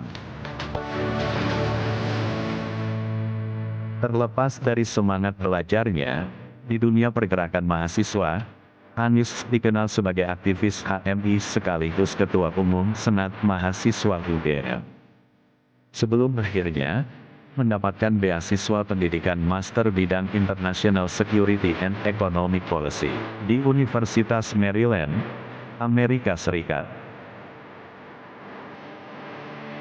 Sebagai wujud kecintaannya terhadap dunia pendidikan di Indonesia, tahun 2007, Anies mendedikasikan dirinya menjadi Rektor Universitas Paramadina saat usianya baru genap 38 tahun, dan tercatat menjadi Rektor termuda saat itu. Melalui gagasan besarnya, Indonesia Mengajar, Anies mengajak masyarakat untuk berperan aktif mencerdaskan kehidupan bangsa sebagai wujud upaya melunasi janji kemerdekaan, yang pada akhirnya membawa Anies Rashid Baswedan mengemban tugas besar menjadi Menteri Pendidikan dan Kebudayaan di tahun 2014. Periode 2017 hingga 2022, Anies sukses tunaikan amanat sebagai Gubernur DKI Jakarta.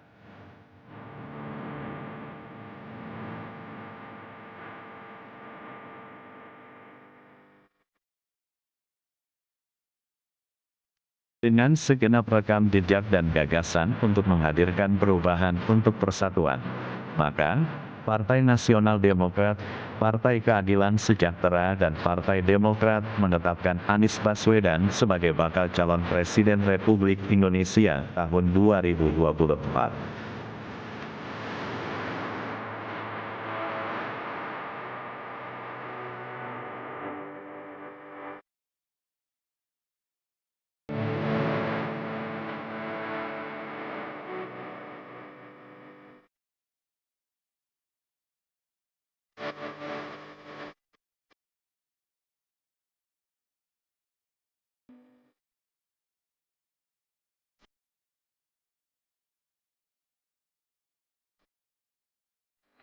Sang merah putih yang perwira, berkibarlah selama-lamanya.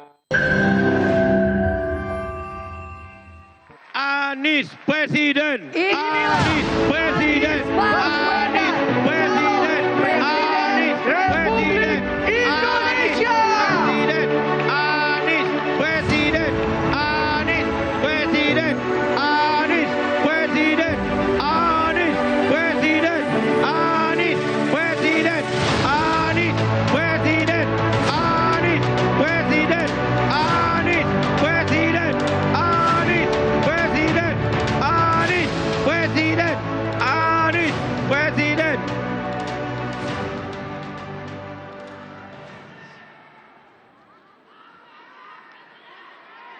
Anies Presiden, Anies Presiden, Anies Presiden, Anies Presiden, Anies Presiden.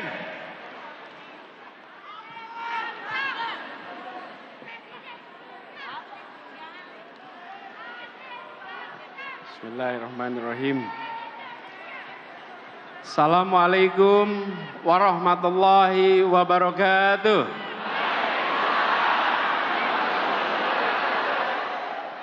Selamat siang, salam sejahtera untuk semuanya. Selamat datang seluruh relawan dari seluruh tanah air. Boleh tepuk tangan buat semua yang hadir di sini.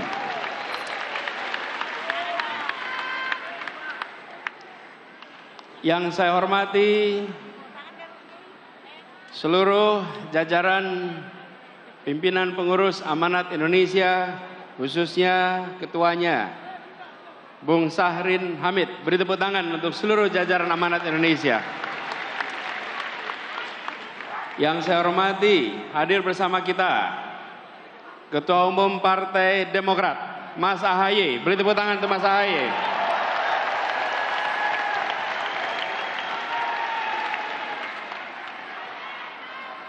Yang saya hormati, Presiden Partai PKS, Bapak Ahmad Sayhu.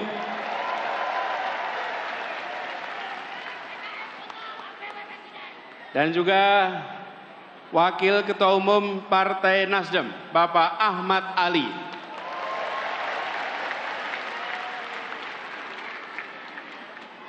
Para pimpinan partai politik yang hadir di sini, dan juga para simpul-simpul relawan, hadirin sekalian, termasuk hadir bersama kita, sebenarnya ada duduk di belakang sana, Ibunda tercinta, Ibu Aliyah Rashid Baswedan.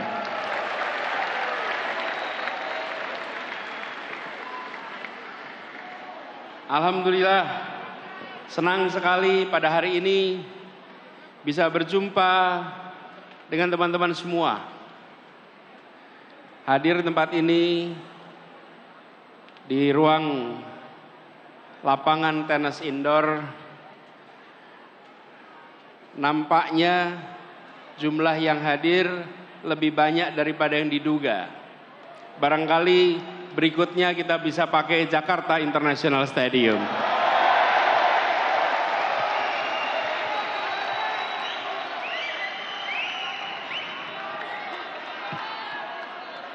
Soalnya belum dipakai ya. Ini relawan yang hadir, saya lihat dari banyak tempat. Mana yang paling jauh dari sini? Dari mana? Medan. Mana lagi? Banten. Rawabebek.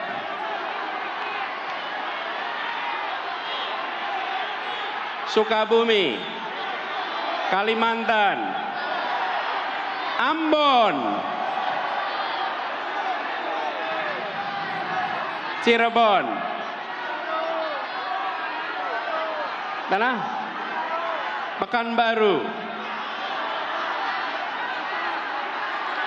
Aceh.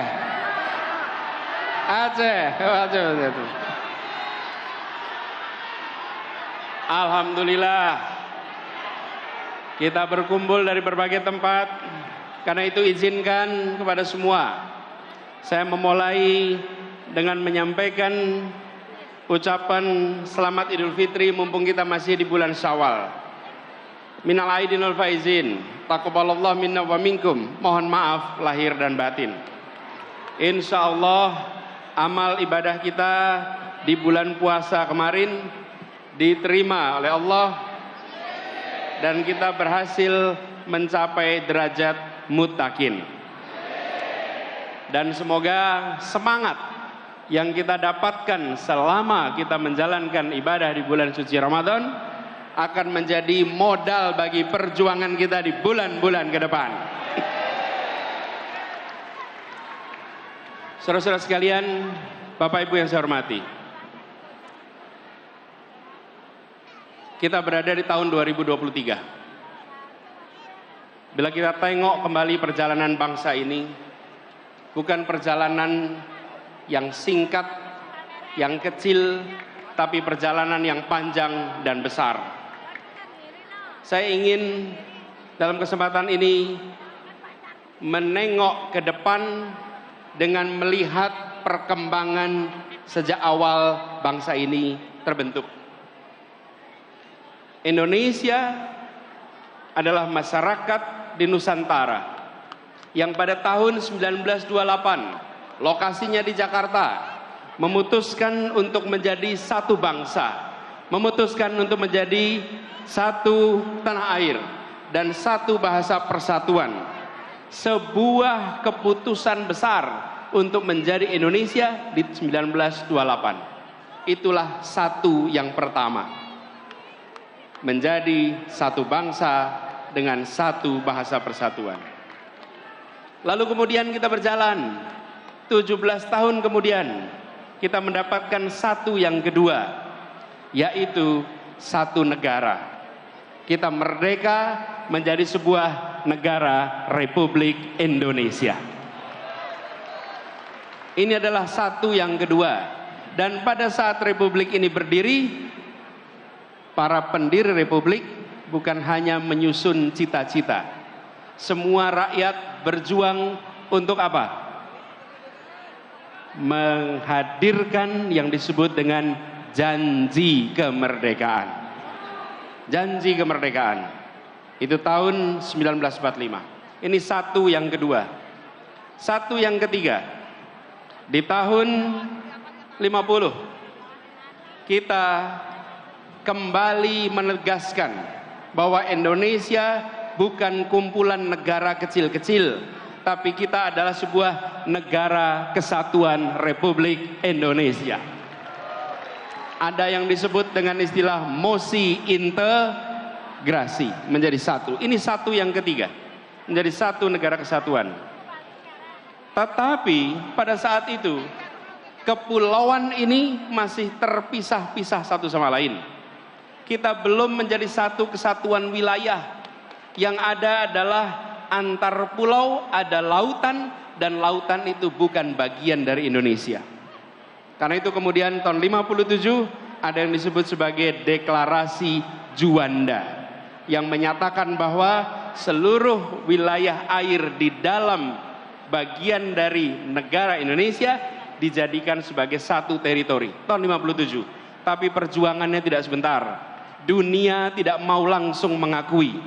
Pada saat itu dunia bersikukuh bahwa Laut Jawa wilayah internasional, Selat Sunda wilayah internasional, Selat Sulawesi wilayah internasional, dan kita anak-anak bangsa berjuang memastikan bahwa ini satu teritori, dan akhirnya di 1982 kita resmi diakui dunia sebagai satu teritori Indonesia.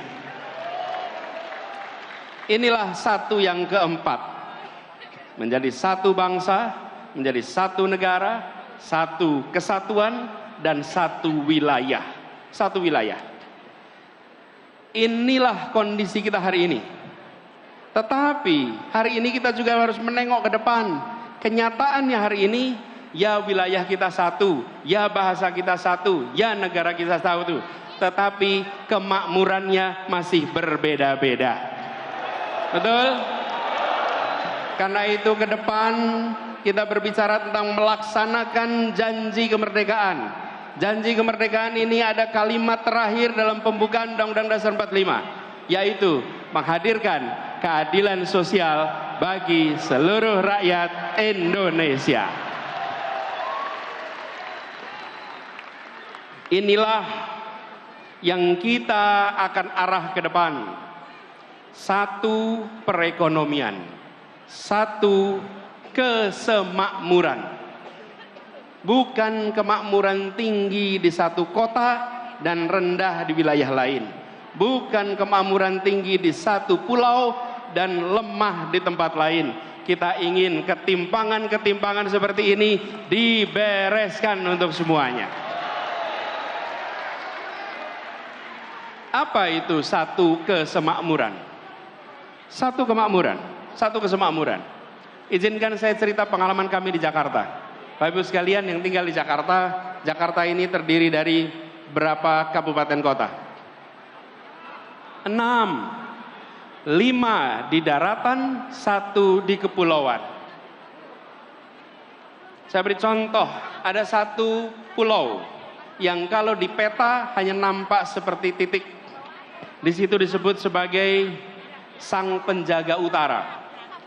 Pulau ini selama sejak kemerdekaan hingga akhir-akhir ini adalah pulau yang jauh di depan dari daratan Jakarta. Lokasi pulaunya lebih dekat ke Sumatera daripada ke dermaga Sunda Kelapa. Lebih dekat ke Sumatera. Tapi dia bagian dari Jakarta. Dan di pulau ini puluhan tahun tanpa listrik, puluhan tahun kesulitan air bersih, puluhan tahun hanya sesekali kapal melintas. Namanya Pulau Sebira. Bila kita menyaksikan Jakarta hanya sebagai urusan daratan, maka tempat ini akan terus-menerus dibiarkan. Pendekatan kita adalah Jakarta harus satu kesemakmuran. Apa yang terjadi? Dibangun pulau itu. Dikirimkan pesan kepada semua. 11 pulau yang berada di luar daratan Jakarta, mereka sekarang kini semua menikmati listrik lengkap, air bersih lengkap, akses kesehatan lengkap, akses pendidikan lengkap. Ini adalah komitmen kita bahwa berada dalam sebuah wilayah yang sama, teritori yang sama, kita harus bisa satu kesemakmuran. Dan ketika ini diterapkan, prinsip kita adalah begini. Lokasi pulau itu memang jauh dari Monas, tapi dia adalah bagian dari Jakarta. Anda semua yang hadir di sini, yang dari Aceh, hitungan kilometernya dari Jakarta memang jauh, tapi Anda 0 kilometer dari Ibu Pertiwi. Dari Papua, hitungan kilometer dari Monas memang panjang, tapi Anda 0 kilometer dari Ibu Pertiwi. Dari manapun Anda berada di tempat ini, hitungan kilometernya panjang, tapi sesungguhnya Anda 0 kilometer dari Ibu Pertiwi. Inilah yang harus dikembalikan. Inilah yang harus menjadi pegangan kita, bahwa republik ini tidak didirikan dengan perhitungan ongkos, untung dan rugi. Republik ini didirikan dengan janji untuk seluruh tumpah darah Indonesia. Jadi kita berbicara tentang Indonesia ke depan, berbicara tentang Indonesia yang satu kesemakmuran, bukan Indonesia yang terpisahkan karena jejak kesejahteraan yang berbeda-beda. Prinsip yang kita dorong adalah pertumbuhan yang berkualitas, bukan semata-mata pertumbuhan yang angkanya tinggi. Pertumbuhan yang angkanya tinggi tapi tidak berkualitas, tidak dirasakan oleh rakyat kebanyakan. Apa itu pertumbuhan yang berkualitas? Pertumbuhan yang berkualitas adalah pertumbuhan ekonomi yang tumbuhnya dirasakan oleh semua, yang pemerataan beriring bersama dengan pertumbuhan. Ada pertumbuhan yang begitu tinggi, tetapi rakyatnya tidak merasakan. Kenapa? Karena hanya ada 1-2 sektor yang tumbuh utama, yang lain hanya menonton dari rumahnya masing-masing. Inilah yang kita ingin jangkau semuanya. Kemudian kita tahu negeri ini punya begitu banyak peluang, dan pemerintah harus memastikan bahwa sumber daya yang diberikan oleh pemerintah untuk rakyatnya adalah sumber daya yang tepat. Kita menghadapi tantangan lingkungan hidup, itu menjadi kenyataan bagi kita. Solusi menghadapi masalah lingkungan hidup, apalagi soal polusi udara, bukanlah terletak di dalam subsidi untuk mobil listrik, yang pemilik mobil listriknya adalah mereka-mereka yang tidak membutuhkan subsidi. Betul? Kalau kita hitung, apalagi ini contoh, ketika sampai pada mobil listrik, emisi karbon mobil listrik per kapita per kilometer sesungguhnya lebih tinggi daripada emisi karbon bis berbahan bakar minyak. Emisi per kilometer per kapita untuk mobil listrik dibandingkan dengan bis berbasis BBM. Kenapa itu bisa terjadi? Karena bis memuat orang banyak, sementara mobil memuat orang sedikit. Ditambah lagi pengalaman kami di Jakarta, ketika kendaraan pribadi berbasis listrik, dia tidak akan menggantikan mobil yang ada di garasinya. Dia akan menambah mobil di jalanan, menambah kemacetan di jalanan. Jadi, yang didorong ke depan adalah demokratisasi sumber daya. Bahwa kita mengarahkan agar sumber daya yang dimiliki negara diberikan melalui sektor-sektor yang memberikan manfaat nyata bagi masyarakat banyak. Bukan semata-mata untuk mendapatkan perhatian dalam percakapan, apalagi percakapan sosial media. Karena itulah kita ingin dorong ke depan, insya Allah jalan-jalan tol yang sekarang sudah dibangun secara amat baik oleh pemerintahan hari ini, ke depannya nantinya dipenuhi oleh kendaraan-kendaraan umum berbasis dengan listrik ke depan. Kendaraan-kendaraan logistik berbasis listrik, bukan pribadi tapi kendaraan umum. Dan kita tahu, begitu bicara kendaraan logistik, kendaraan umum, pengangkut massal, maka dia bukan hanya memindahkan badan, bukan hanya memindahkan barang. Dia sebetulnya adalah alat untuk membangun perasaan kesetaraan, alat membangun perasaan persatuan. Jadi ke depan ini adalah contoh bagaimana kebijakan disusun berdasarkan gagasan. Bukan sekedar kebijakan tanpa narasi, tanpa gagasan. Urutannya harus jelas. Bukan hanya karya, tapi karya berbasis narasi, narasi berbasis gagasan. Dan gagasannya di sini adalah tadi yang saya sampaikan. Kesemakmuran, kesetaraan, keadilan. Dan begitu ada pembagian sumber daya, maka pembagian sumber daya ini adalah memasukkan unsur-unsur gagasan itu. Karena itulah ketika kita melihat ke depan, kita membayangkan bahwa pembangunan ke depan adalah pembangunan yang menjangkau semua, bukan menjangkau sebagian. Tadi ada ilustrasi, saya ingin cerita sedikit. Suatu ketika saya datang di sebuah pulau, namanya Pulau Selaru. Pulau Selaru ini di ujung timur tenggara Maluku Tenggara Barat. Posisinya sedikit di atas Darwin. Ini adalah ujungnya Indonesia. Saya datang ke pulau itu, lalu mereka memulai acara dengan berkumpul kira-kira 100 orang. Di tempat itu belum ada listrik. Belum ada listrik. Lalu mereka menyiapkan diesel untuk sound system. Dieselnya ditaruh kira-kira 20-30 meter dari lokasi acara supaya ramainya diesel tidak terdengar kita. Di tempat itu acara mau dimulai. Lalu yang mimpin acara bilang, saudara-saudara semua, mari kita berdiri menyanyikan Indonesia Raya. Hati saya bergetar. Di sebuah tanah yang listriknya belum masuk, mereka memulai acara dengan menyatakan kami mencintai Republik ini walaupun Republik ini belum menunaikan janjinya di tempat ini. Mereka belum merasakan kesejahteraan fasilitas seperti kita. Yang mereka miliki masih terbatas, tapi mereka mengirim pesan pada tamu yang datang dari Jakarta. Pak Anies, bisa jadi kami belum punya listrik, bisa jadi kami belum sejahtera, tapi jangan pernah ragukan keindonesiaan dan kecintaan kami pada Indonesia. Saya menemukan kalimat-kalimat seperti itu di berbagai tempat. Saya datang ke sebuah tempat namanya Sentolo. Sentolo ini di Jawa di Kulon Progo. Ngobrol dengan warga. Di tempat itu ketika saya bicara, mereka cerita, Pak Anies, tempat ini sudah diukur akan dipakai untuk pembangunan jalan tol. Rumah saya akan kena. Lalu saya tanya, bagaimana Pak rumahnya kena?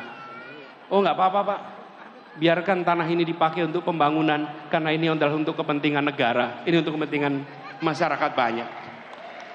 Dia belum sejahtera, dia kondisinya masih minim, tapi dia mengatakan pada semua bahwa kecintaan kami bukan berdasarkan kekayaan material. Kami mencintai Republik ini secara tanpa syarat. Kami sekalian, kita-kita yang berkumpul di tempat ini, kita-kita yang memperjuangkan Indonesia yang lebih baik, kita harus ingat bahwa ada saudara-saudara kita yang lokasinya hitungan kilometer jauh dari Jakarta, jauh dari Monas, tapi mereka 0 kilometer dari Indonesia dan mereka harus merasakan kesejahteraan yang meningkat secara amat serius. Itulah sebabnya bicara tentang kesemakmuran harus konkret. Kami coba wujudkan kemarin di Jakarta. Dan insya Allah, bila Allah nanti takdirkan, tahun depan kita akan merasakan sebuah penentuan arah. Pemilu Pilpres 2024 Anies Presiden. Bukan soal meneruskan atau tidak meneruskan sebuah program. Bukan. Pemilu 2024, pemilu 2019, pemilu 2014, dan pemilu-pemilu lainnya adalah sebuah kesempatan untuk menengok kembali arah perjalanan bangsa.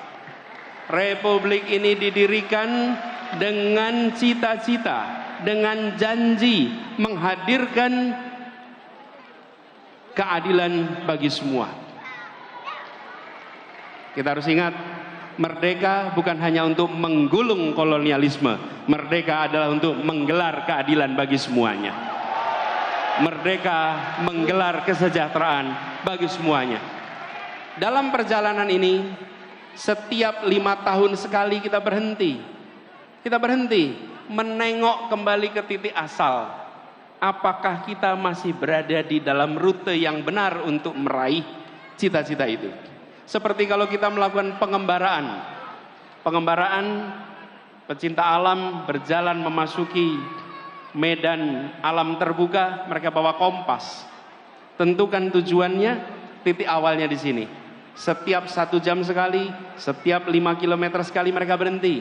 Mengecek apakah kita masih berada di dalam rute yang tepat. Indonesia setiap 5 tahun sekali mengecek apakah kita masih berada di dalam arah yang benar. Itulah sebabnya yang kita hendak lakukan adalah luruskan jalan, hadirkan keadilan.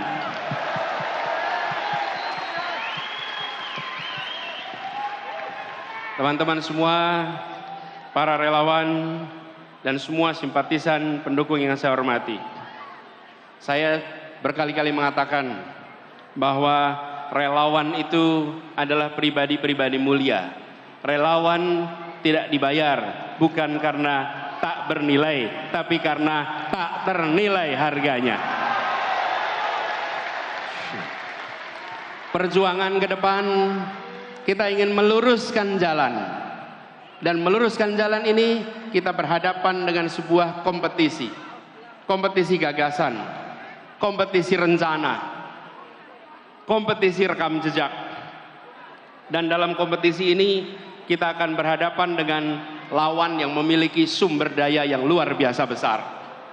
Lawan yang memiliki kekuatan yang sangat besar. Lawan yang bisa mendominasi. Tapi kita yakin niat baik bersama orang baik, tujuan baik, insya Allah Allah bukakan pintu-pintu untuk keberhasilan.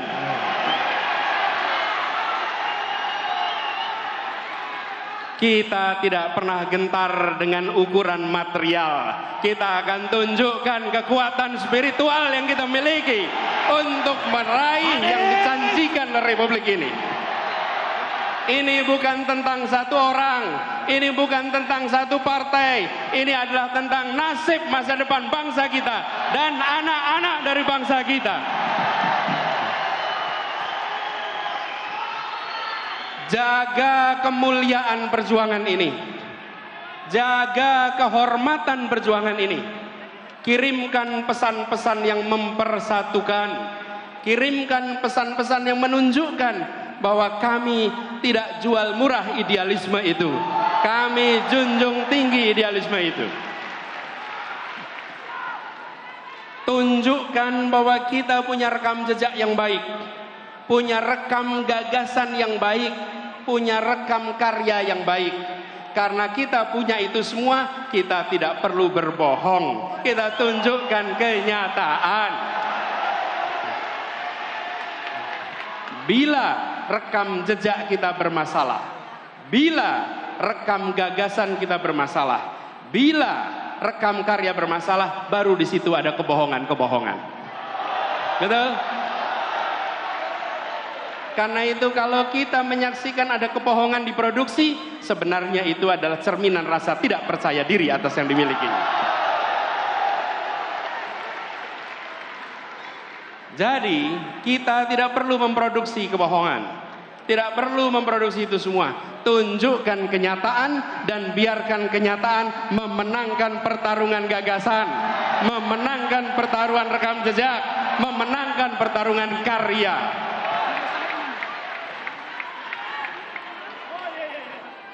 Dan kita ingatkan kepada semua bahwa bisa jadi ada lawan, tapi tidak ada musuh.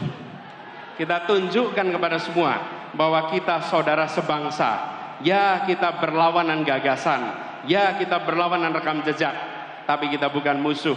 Musuh saling menghabisi, lawan saling menguatkan. Lawan debat adalah teman berpikir.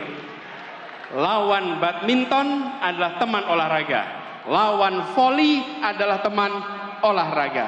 Lawan di dalam proses pilpres, lawan di dalam pemilu, mereka adalah teman dalam demokrasi. Dan kita kirimkan pesan kepada semua, ini demokrasi modern. Ini bukan pengaturan negara dengan cara-cara yang non-modern.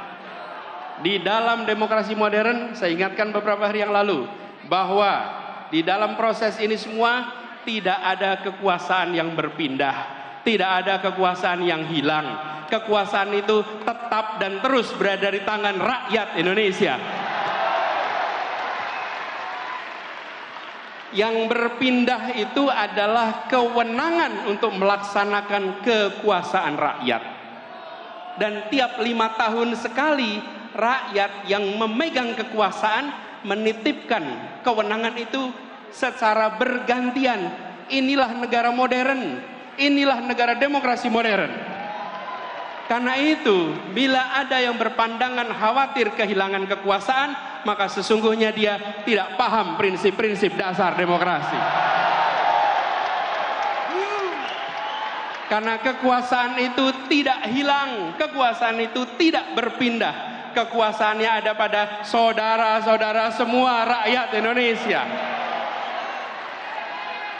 Kami mengajukan diri dengan menyatakan, ini gagasan kami, ini rekam jejak kami, ini karya kami, dan biarkan rakyat tanpa dipengaruhi, tanpa ada tangan negara yang terlibat, negara netral, negara mengambil sikap di atas semuanya, dan percayakan rakyat bahwa rakyat akan menitipkan kewenangan itu pada mereka-mereka yang memiliki rekam jejak yang benar, rekam karya yang benar, dan rekam gagasan yang baik. Kalau negara sampai intervensi, namanya negara sedang melecehkan rakyat Indonesia. Rakyat Indonesia sudah matang, rakyat Indonesia sudah mampu untuk menentukan kepada siapa kewenangan itu dititipkan, tidak perlu ada intervensi-intervensi. Dan kepada seluruh rakyat Indonesia, mari kita jaga. Kekuasaan itu ada pada rakyat, bukan pada yang lain. Jangan jual kekuasaan itu. Jagalah kekuasaan itu sampai nanti di TPS dan sampai nanti penghitungan. Bahwa ini bukan sekedar statistik hitungan. Ini adalah hak saya untuk menentukan masa depan perjalanan bangsa ini. Ini memberikan pesan kepada semua bahwa Indonesia adalah negara demokrasi modern yang dunia boleh menengok. Dan kita kirimkan pesan pada semua. Negeri-negeri di luar sana menengok pada kita dengan rasa kagum. Kenapa mereka kagum? Mereka melihat sebuah bangsa yang bahasanya ratusan, yang suku bangsanya ratusan, tapi memiliki kemampuan untuk berbicara dengan bahasa satu, bahasa persatuan, bahasa Indonesia. Lalu ketika mereka berdemokrasi, kita tunjukkan demokrasi dengan sikap yang matang, menunjukkan kematangan luar biasa. Mari kita sama-sama song-song kesempatan perubahan ini dengan membawa gagasan, membawa rekam jejak, sekaligus membuktikan kita semua di sini, pada diri kita, pada anak-anak dari anak-anak kita, bahwa di tahun 2024 ketika Republik ini akan menentukan arah barunya, saya tidak menjadi penonton di rumah yang tak bertanggung jawab. Saya turun tangan langsung ikut menentukan arah perjuangan Republik ini. Biarkan itu menjadi catatan bagi kita semua. Anda semua, kita semua bisa bercerita kepada diri kita, kepada anak-anak dari anak-anak kita, bahwa saya bukan menjadi warga negara yang menonton. Di tahun 2024 saya menentukan arah baru untuk Republik ini. Insya Allah niat baik ini, ikhtiar ini yang dikerjakan bersama dengan orang-orang baik, insya Allah Allah akan bukakan pintu-pintu menuju keberhasilannya. Insya Allah tahun 2024 Anies Presiden! Anies Presiden! Tahun 2024 Presiden! Anies Presiden! Anies Presiden! Anies Presiden! Anies Presiden! Anies Presiden! Anies Presiden! Anies Presiden! Anies Presiden! Insya Allah di tahun 2024 Anies kemenangan akan kita raih bersama. Terima kasih, dan kepada semuanya yang datang dari berbagai wilayah, datang ke Jakarta, datang ke tempat ini, titip salam untuk keluarga, titip salam untuk saudara-saudara semua. Sampaikan kepada semua, saya pulang kembali dari pertemuan dan saya bekerja untuk perubahan bagi Indonesia yang lebih baik. Assalamualaikum warahmatullahi wabarakatuh. 2024 Anies Presiden! 2024 Anies Presiden! 2024 Anies Presiden! Anies Baswedan, petugas rakyat! Anies Baswedan, petugas rakyat! Anies Baswedan, petugas rakyat! Presiden Anies Baswedan! Presiden Anies Baswedan! Presiden Anies Baswedan! Presiden Anies Baswedan! Presiden. Hari ini. Halo. Hari yang tertunggu bersama. Mari kita sama-sama bernyanyi karena hari ini tepat bertepatan dengan tahun Bapak Anies Rashid Baswedan. Kami tentunya dengan menyanyikan lagu selamat ulang tahun untuk Bapak Anies Rashid Baswedan yang sekali lagi tepat pada 7 Mei merayakan hari Presiden. Oke, Bang Hendri, tanggapan singkat mengenai pidato Anies tadi bagaimana? Ya memang ini riuh rendah sekali ya. Bahkan sayup-sayup kita masih mendengarkan band Seroja untuk memainkan lagu-lagu yang menyemangati Anies Baswedan. Ini Anies Baswedan bicara karena dia rakyat. Hanya rakyat yang bisa bicara seperti ini. Baik. Makanya saya mengajak calon presiden lain juga untuk jadi rakyat. Baik. Karena pada saat Anda jadi rakyat dan kemudian naik sebagai calon presiden dan menjadi presiden, Anda tidak takut lagi menjadi rakyat. Nah masalahnya sekarang begitu berkuasa, dia takut jadi rakyat. Itu yang tidak boleh terjadi. Ya. Makanya rakyat pilih rakyat menurut saya. Dan saat ini tidak ada alasan untuk Bawaslu juga untuk mencegah seorang rakyat bicara. Karena dalam Undang-Undang Dasar 45, kebebasan bicara itu diberikan sepenuhnya kepada rakyat.